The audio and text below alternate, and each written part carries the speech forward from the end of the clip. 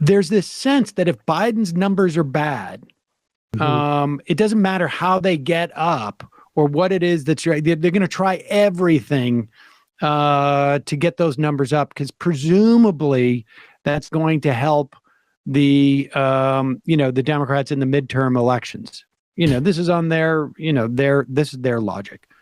There may be something to that, but I'm not convinced that this is the way to do it. That the elections are going to turn on like Biden's a cuck. We're going to get cucked in Afghanistan. We're going to. That's 3 cucks in the first hour. Now 4. Sorry about that. There's a poll out now that shows that Democrats, and this is coming out of, not sure what the outfit is here. It is, this is from, I guess, the San Francisco, there's an internal polling, I guess, that shows swing voters believe that the Democrats went too far on COVID, and now they're freaking out. They're also, blaming, of course, the squad and, defund the police and, abolish ICE.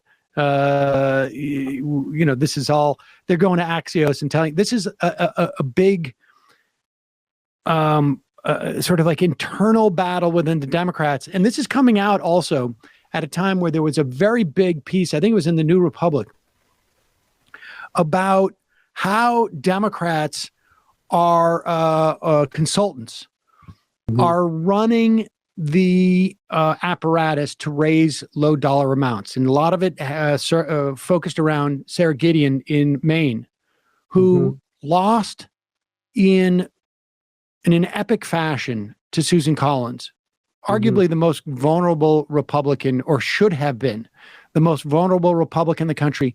She lost. And not only did she lose, she lost with $14 million in the bank. This is not a near miss. This isn't like, oh, you missed the runway by 2 feet type of situation. They either decided not to expend all these dollars, or they knew that they were going to lose and they decided to not expend them because they knew they were going to lose.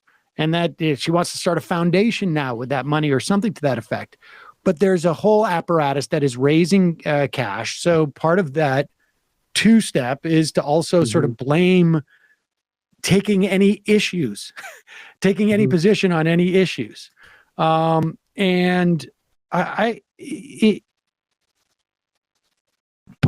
other part of this is sort of just like the absence of not only the Democrats being able to achieve anything legislatively beyond the COVID relief bill, but also Joe Biden, he can act tough, but he also has the ability to do a lot of things through executive action.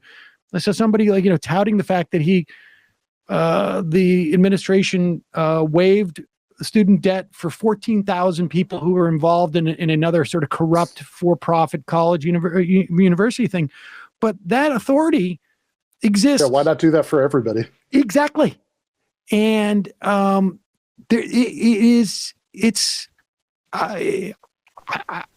don't know. There's an eternal question as to whether it's just simply corruption on behalf of the Democrats, or also corruption within the Democrats that end up pushing them in a certain direction, or if it's also just like a failure of politics.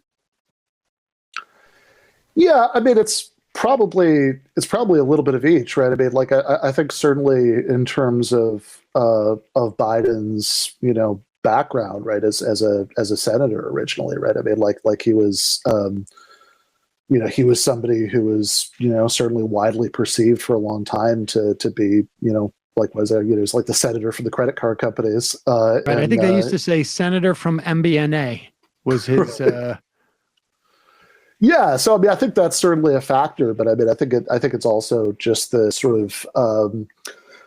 I mean, I also don't necessarily think it's all like, oh, I'm gonna get like a certain pile of campaign cash if I do X, Y, or Z or whatever. I mean, I think that there's a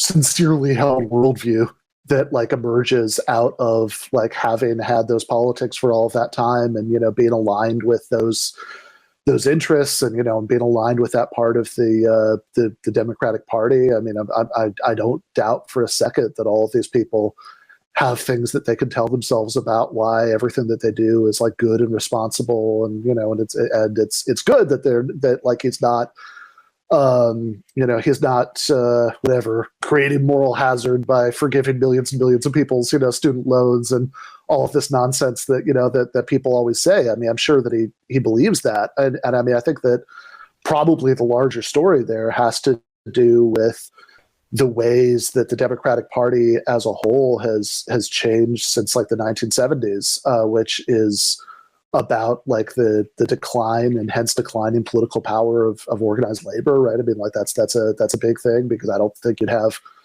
the either the New Deal or the Great Society without that, and the party increasingly pivoting towards electorally towards like educated professionals away from from their traditional base, which has been very explicitly the strategy in a lot of recent elections. And even though Biden himself was kind of trying to reverse that with all the Joe from Scranton stuff, I think that was like a pretty, like, I think that was pretty skin deep.